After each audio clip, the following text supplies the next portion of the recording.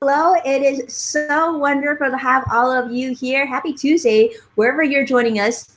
Well, what happened with the market today? Let's start from right on the top. Unfortunately, not such good news, but probably not the surprise given the conditions that we're in currently. The Dow closed down 390 points today, and the Nasdaq joined down 49 points. All eyes are on the Fed right now. We're concerns about GDP losses and weighing down heavily on the U.S. economy, and most importantly, whether or not we're going to go into another great, unfortunate depression. So right now, the Fed Chairman, Jay Powell, says we probably won't get there, but we will be watching that. But more importantly, I'm really watching to see when that next stimulus package will be approved. Hopefully it passes. Hopefully we'll get some good information. And as you always, I'll be updating you as I learn more. But today's conversation is one that I have been looking forward to. I'm really excited to introduce you to two friends. We're going to have a really deep dive discussion on something that I think many of us watching can relate to and can definitely learn something from. I'm actually looking forward to. I'm actually here with pen and paper, and I'm going to be taking some notes because today is all about entrepreneurs and how we can really pay attention to ourselves, practice self-care so that we not only benefit our businesses, but ourselves and our future growth as well. So I'm really excited to introduce two friends to you, two experts in the space. Sophia is here and Janine is here, two Wonder Women, and we will make sure to include their bios throughout this chat. But most importantly, we want to welcome these two wonderful lady experts to our panel today. We're going to lead this discussion. There's a lot that we've been hearing about. I think we're going to do, Sophia, when I think about the topic of self-care, right? You and I have seen all over social media. I mean, we came to know each other from being on the Adobe Council together. And I think being that we're so active on social, you're probably seeing as well as I am some discussions, like some negative activity, some negative commentary, and people really saying that right now I'm hurting, I'm stressed out mentally, physically, and financially. What do you say when you hear that, and especially when you see it on social? How do you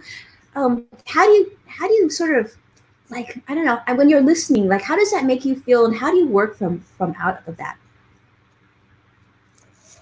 Yeah, yeah. And Winnie, we know that social can be a double-edged sword, right? It can provide comfort and community, but it can also spur anxiety and a sense of uncertainty.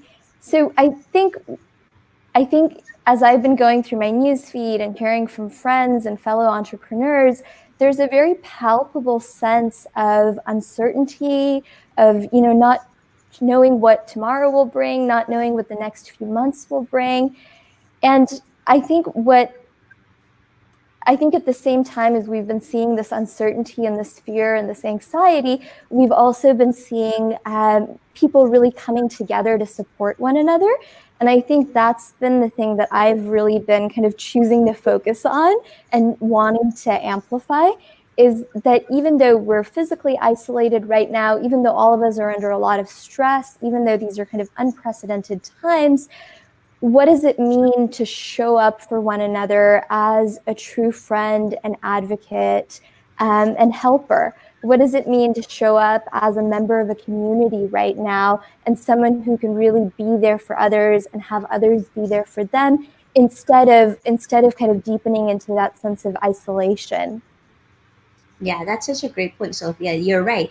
I mean, I think many of us have really experienced isolation for like the first time, because in the past, maybe many entrepreneurs out there maybe do live by themselves or work as a solopreneur, but they always had the ability to go out there. They can meet another entrepreneur or a mentor or an advisor for coffee or lunch, and they could get together with their mentor group. Maybe they could go to a fireside chat in their local community.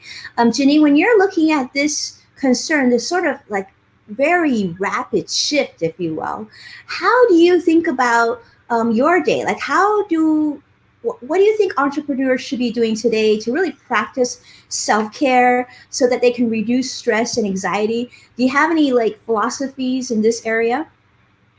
I do. It's something I live every day. So every day I get up really early and I take a walk. So I think it's really important to focus on your self-care. So if you're taking care of your mental, physical, emotional, and spiritual health, then you can be good to the other people in your life, including the colleagues or whoever you're interacting with, because it's your time to tune into the things that are going to make you tick, the things that are going to make you productive and happy. And self-care is essential for me. I can see that. I mean, I know that you've done a lot of work in this area with your radio show and now with your book. Mhm. So this is really exciting. I guess, Sophia, when you think of self care, why do you think self care is so difficult for entrepreneurs? Are we just not programmed for self care? This is a question that's very close to my heart. I come from a family of entrepreneurs, so I spend a lot of time getting to observe entrepreneurs, and of course I'm one myself as well. And I think the thing I've noticed about entrepreneurs is that they are constantly thinking about how to improve and grow, build their businesses, attract new clients, be better and better at what they do. I think of it as a wonderful obsession, right? But I think the shadow side of that is that we can become so single-minded sometimes about what we're in the process of building and what we're striving towards that everything else kind of falls away. So things as simple as having regular meals, getting enough sleep, catching red flags about your mental health, all of that kind of falls away because we're so single-minded. But the truth is, and it took me a long time to learn this, and I still need regular reminding, the truth is that when you're pushing yourself to perform at such a level and when you're so motivated and so driven, that's actually when you need self-care the most, right? You think of like a competitive athlete. Competitive athletes have to make sure that their nutrition and their state of mind and their health is really top notch because they're pushing themselves to perform at such a level.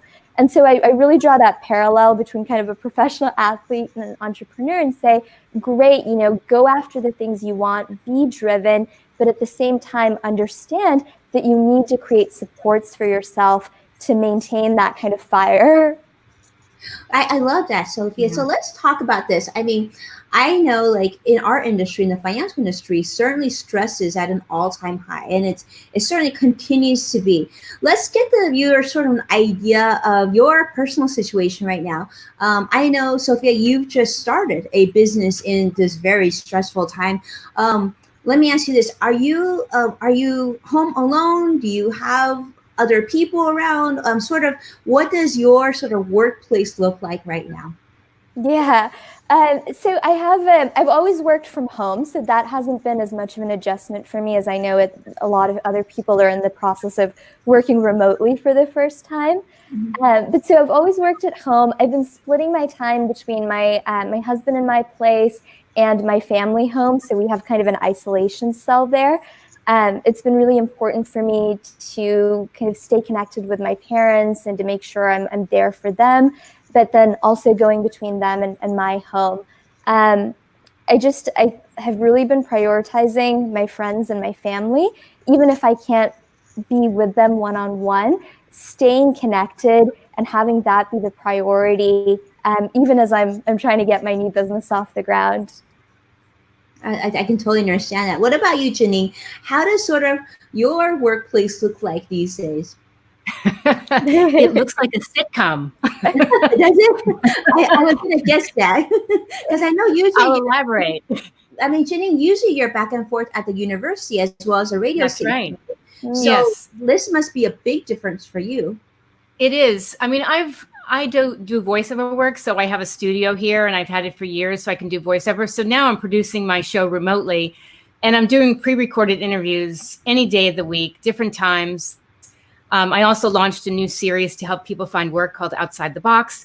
So on one side of the room, I'm in my little recording booth. On the other side, I'm doing Zoom, editing video, and also trying to be a good parent, a good spouse, taking the dog out. I'm just trying to have a balance and also walk the talk, because I talk about gratitude and being thoughtful to others and thoughtful to yourself and having flow in your life. And it's really important to have that balance. And if I feel a little off, it's because I'm not balanced and I'm not doing the things I need to do or present for my family, for colleagues, or whomever. Mm-hmm. And you're not driving to work anymore. That's got to be really different. I mean, I'm here in this teeny tiny bedroom. I miss my team tremendously because I used to go to work and my office is still there. And I think it's lonely without us. But, I never thought in my very traditional industry that we would be working from home. This was I remember going into it the first week. I was texting my longtime business partner. I was like, "Oh my goodness, Brandon, this is so crazy." And then he's like, "What?" I said, "I'm so overwhelmed." He's like, "I know, right?" I was like, I need to get back to the office. That was like therapy, like getting to work. But now that we've been in it a few months, it feels strangely normal. And I think that sort of shows how strong we are as human beings, right? The tenacity of entrepreneurs. And you're absolutely right. Both of you have mentioned this. Is like, entrepreneurs in many ways, we're programmed, like, as you both know, to just keep moving, just keep working, just keep pushing and pushing and pushing and pushing. But this situation where our venue, our stage doesn't change, right? We are home and downstairs is home and the kitchen is here and the kids are here. I've got 3 little ones doing distance learning.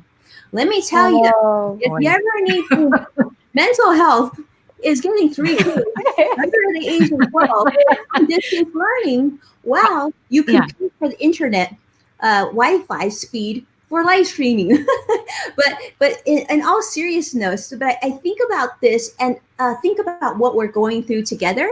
Do you feel like this has made you a stronger entrepreneur? Do you feel like some of the things you've learned through this experience you're going to take with you when things get back to normal? And maybe you could share with us what those things are. And I'll start with you, Janine, on this, because I like to hear and learn from you on this.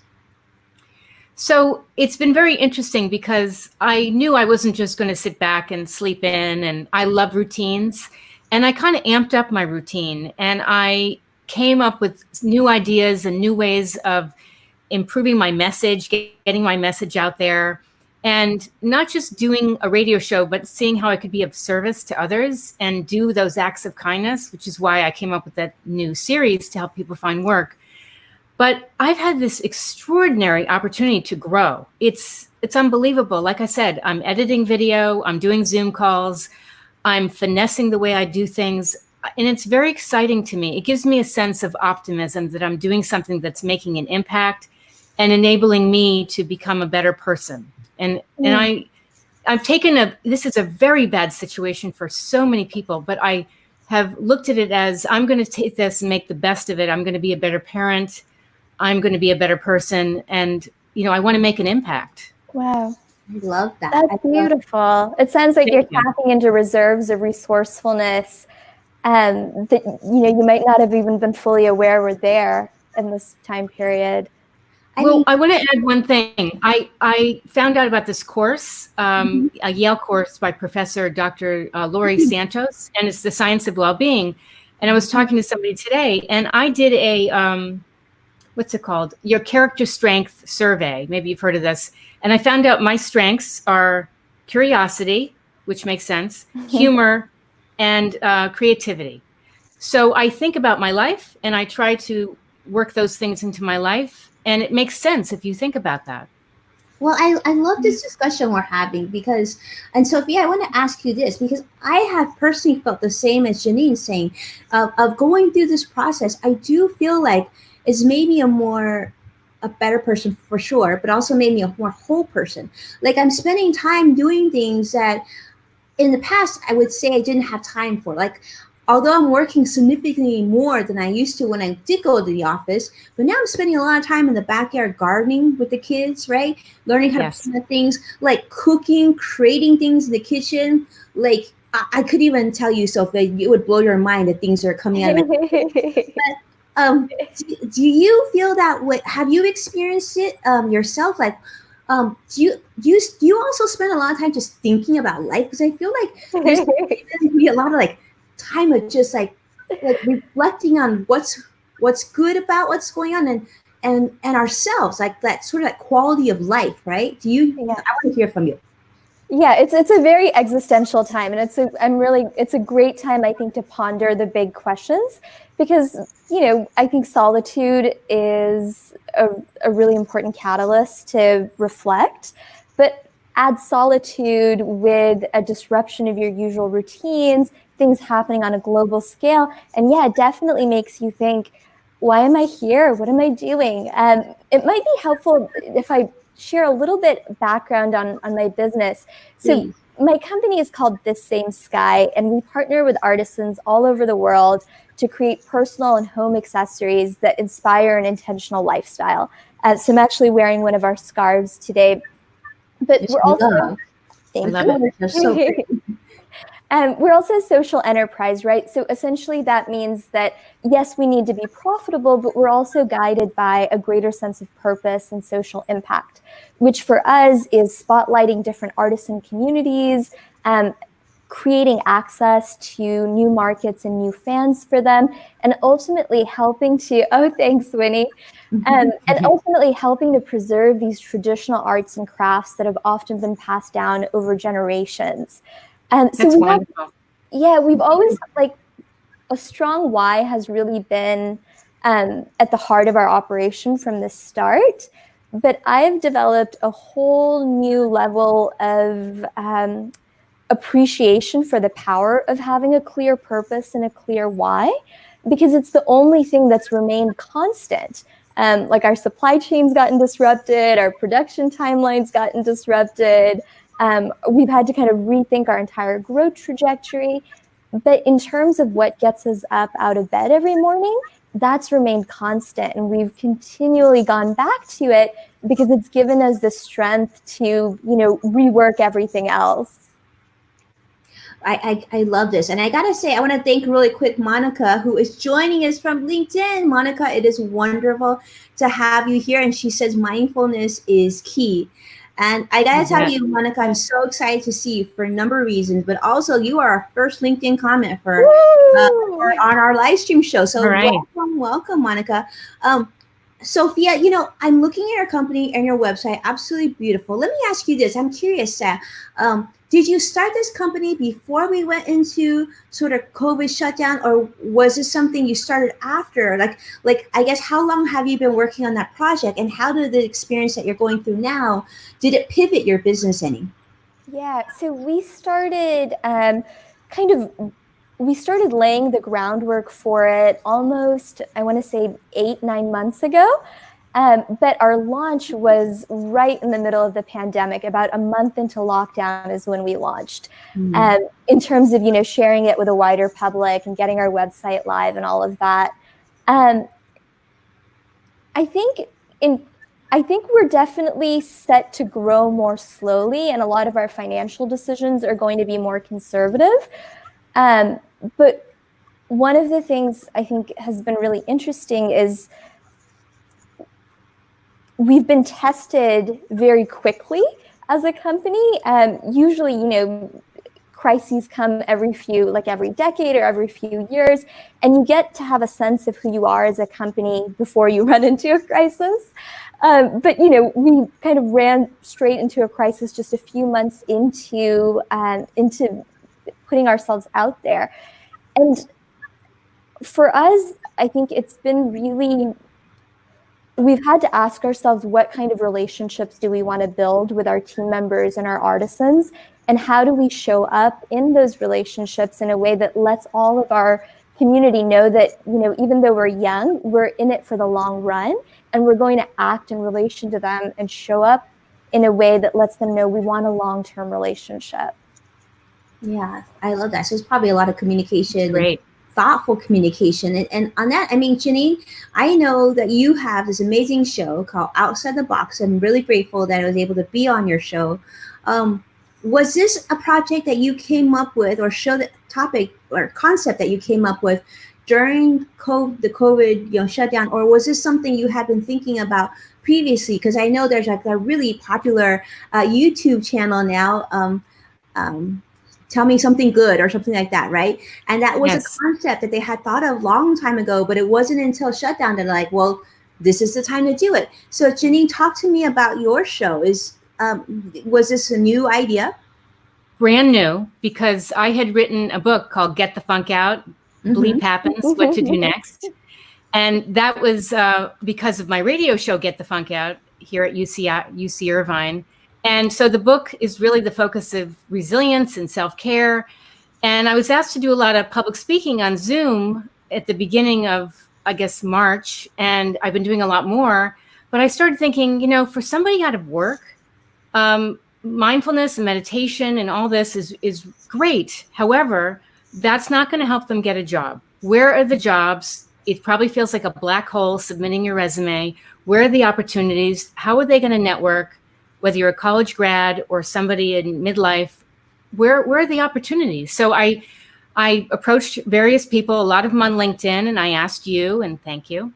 And it's become this great conversation. And I was going to do it as a 10-day series, and I decided not to because it's just ongoing. As things transpire, it's not going to end anytime soon. But yes, it started really in April. It's so fascinating that the two of you both created really, really special businesses out of a difficult time. I know Sophia started a little bit earlier, but a lot of your building has occurred now. And I'm sure a lot of what you're experiencing today is impacting the direction of your companies and your, one of your many companies, if you will, or really your journey. So, oftentimes as entrepreneurs, we get this feeling that sort of that fear of missing out, right? We need to keep moving, we need to keep working. If we're doing a meeting or doing Zoom meeting or talking to a client or updating, like Jenny, editing videos, doing whatever, that needs to always take priority. But one thing that Sophia, that you talked about, really the importance of time management and self-care. So, I mean, you are literally, my friend, in the trenches, right? This is like a brand new baby company. And we know that companies take a lot of time. It's literally like having an infant at home and you're going to constantly on nursing duty. How do you even possibly practice self-care? Yeah, so I think you do have to be very intentional about it. And I think you also have to be very forgiving with yourself because it's not about always getting it perfectly. It's not always about walking around in some kind of Zen state. It's going to look messy, but I think if it continues to be a commitment, then you can actually give yourself a lot of support without it necessarily having to be perfectly neat and tidy. So the one thing that really helps me is kind of actively making space. When you talked about FOMO and fear of missing out, and when you're an entrepreneur, the to-do list is literally endless, right? Because there's always something you could be doing to advance your platform and your business. And very similar to having an infant, you can have like mommy guilt, right? Oh, yes. It's so real. So I try to remind myself that like making space is very underrated. Janine, you were talking earlier about going on long walks. That's one of my favorite things to do. But I just know that to be able to listen to myself and be able to tune in to what I'm needing, whether that's, a few extra hours of sleep or time with a friend, to even be able to tune in and listen to what I need to make some space. I need to clear my work desk. I need to clear my head. And so things like taking long walks, just giving myself an afternoon to be creative and playful with no obligations. And it all, like, the ROI on that is a real thing too. It's because huge. You make space, right? Exactly, which is often overlooked. Yes. Yeah. Jenny, your thoughts on this too? Back to your comment about gardening. And it's going to have a tie-in to what Sophia just said. I eat a lot of organic produce, and I decided to take butternut squash seeds and plant them in soil. And I have probably 50 plants right now. That's what Just I by do. I'm loving this.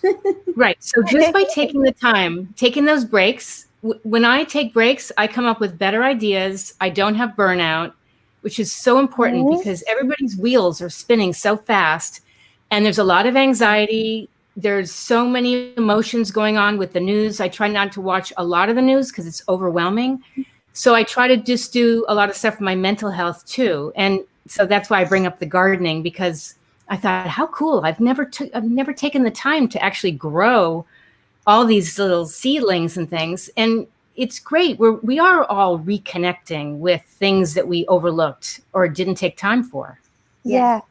Couldn't agree with you more. I think I think that there's been so many silver linings going through this experience. You know, I think as a parent and as someone who's usually in a different city almost every week, I feel so immensely grateful for spending more quality time with my children and my husband. You know, like a break in the middle of the day means I get to go downstairs and see the kids riding their bicycles in the backyard. I mean, how amazing. Like literally we were traveling so often because it was either I traveled for work and then I would, you know, sock up my points and miles so that I could take my family to camp. So my kids are better travelers than most adults. And so we would always be traveling. But because of that, they were never home long enough to learn how to ride their bicycles without training wheels. Oh. But now that we're home all the time, it was just like that. And there's so many little things about that although I will be so glad that this virus is behind us, but I definitely want to keep a lot of the, like you said, a lot of the self-care, a lot of the awareness of mindfulness of that quality of time, the simplicity, if you will. It's almost like, I don't know how you guys feel about this, but I mean, like sometimes I'm just like, gosh, you know, I feel like with every day, I can relate a little bit more to when people are living like, you know, on the farms, like the little house in Perry where you couldn't go buy things and you had to like grind your own grain. Exactly.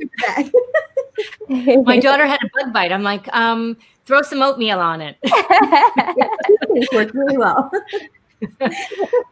But yeah, it's so interesting, and I'm so glad that the two of you, you know, it's really fascinating because the three of us are here.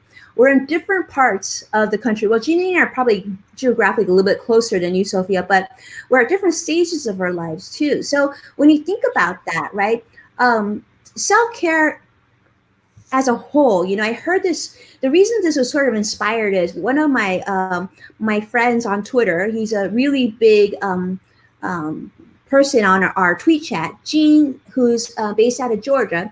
He and his triplets and his wife had to yet again move in the middle of this craziness. I think they just moved like a week or two ago. And I remember he posted, he said, you know, I talked to my therapist. That's what he said. He said, I talked to my therapist and she just reminded me how important it is to be kind to yourself. And so I share this with all of you out in the social media world. And that really hit home because at that time, Sophia and Janine, I was dealing with like, you know, my dad's been in ER back and forth for the last 3 or 4 weeks. It's been horrible, right? And I've been dealing with work and everything going on with her. And it just was like, it was just so overwhelming. And I saw that tweet and it was just like that. Got to take a minute for myself. Right. And you know what? And it was so funny because I usually don't eat lunch during work because I'm so busy, like just pushing. Right. And I was like, you know, I think I got to take lunch today and like go down, meet my colleagues downstairs, my little guys. And it was like, it just came at that right moment. And I feel like a lot of entrepreneurs, we sometimes get lost in the shuffle, especially right now with, like you said, like juggling work and your employees or your remote team or your clients and who are stressed also. And then dealing with all the news on top of that and all that negativity. And so we can't discount even the strongest of people need this very important self-care awareness. So I'm learning so much from the two of you. Thank you. You know, one thing I want to add is that when you talk about being in the backyard or seeing things, I think we're also gaining a lot more gratitude for what we have. Absolutely. Yeah, that's it's a beautiful so point. key right now. Yeah. So let me ask you this: what have you both Janine, I'll start with you. Like, what are you more grateful about today that you were probably grateful for before, but it was sort of like illuminated, if you were highlighted brighter yellow right now? Health. Health, because I think about all the people in the healthcare field who are struggling and working, putting their lives on the line. And it's unbelievable the things they're seeing, the things they're experiencing. They're the last people to hold somebody's hand before they pass away. And even my daughter came in and she was very emotional, thinking, wow, we blessed to have, our family and we're healthy, because the people that are going through it, that are in the trenches, they have it the worst. And my heart goes out to them. Someone said there shouldn't be Emmy Awards actors. There should be awards for all the nurses and the doctors, Yeah. Mm-hmm. What about you, Sophia? Yeah, so I echo what Janine said. I think health is so precious and so easy to take for granted. And the entire infrastructure that allows us to be healthy and well, and the people that power that. And I think I've also been really grateful for the gift of time. Winnie, I heard this kind of in your words too, when you were talking about just getting to be with your family more and getting to establish routines at home, share little things together. I think time is such an incredible gift, and none of us know what life might bring. And I think it makes it that much more important to be intentional with the time that we have, and then intentional with the time that we have with each other.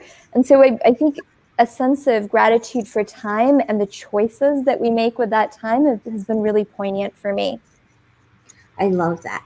That's an excellent point. Mm-hmm. I think we're spending quality time with the people that we care about. I think we're overlooking and living life too fast. Yeah, absolutely. I mean, you've seen like the sort of the end product of so many of us hunkering down and staying home, right? I may even see them in my tiny backyard. I'm seeing birds, like tons of birds coming, right? The worms are going crazy. I mean, like so much nature, and the earth is healing. Yeah. Right. It's like they're happy too. And, we're stuck at home, which is not the best, but still, like Janine was saying, it could be so much worse than just staying at home with our loved ones, right? Now that's right. Really yeah. But so I want to talk just really briefly. I mean, I've learned so much, and I know so many people who are watching are just really they're exactly. Chef said, wow. I feel wow just to be with both of you. Wow, experts for sure. What are you working on that we can sort of highlight? Where can we learn more about you and follow your journey? Because I know many people are watching, want to know. So let me start with Janine. Where can people learn more about you? I'm sure they want to learn about your book, your radio show, and obviously your new series. I just updated everything. It's on my website, which is Janine Bernstein, and nobody will be able to spell. There it is. So up there is the book, Get the Funk Out, and the series. I have different speaking engagements. Everything's on there. See, and there's Outside the Box. And that's the website. Yes. So we want to make sure, And also, she's also on social media. And yes, thank you, CK. Appreciate that. Since she said it's great conversation. And lots of excellent content by my friend Robin Stevens. Yes, so true. I agree. There's so much, and I hope you will connect with Janine. She's also on all the social media handles too, like Twitter and everything else. So make sure you go to her website and follow her there, because I can see the little icons right there, and there she is on Twitter and Instagram. And so, Sophia, we want to keep in touch with you. How can we do that, my friend? So, Winnie, you were kind enough to share our website earlier at thissamesky.com. So you can definitely stay tuned there for updates.